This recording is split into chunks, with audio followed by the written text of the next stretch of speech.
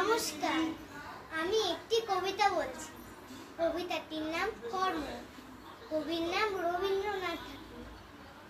বৃত্তে না পাই দেখা প্রাতে, দুয়ার রয়েছে খোলা, স্নান জল নাই তোলা, মূর্খাধম আসে নাই রাতে। মোর ধূর্ত বস্ত্রখানি কোথা আছে নাহি জানি, কোথা আহারের আয়োজন।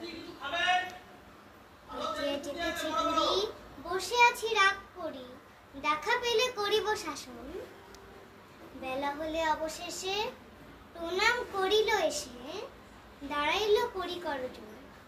নমস্কার। নমস্কার, আমি একটি কবিতা বলছি।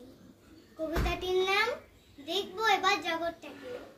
কবির নাম কাজী নজরুল ইসলাম।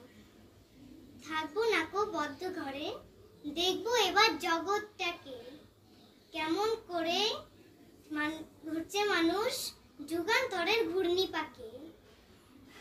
দেশ হতে দেশ দেশান্তরে ছুটছে তারা কেমন করে, কিসের নেশায় কেমন করে মরছে যে বীর লাখে লাখে।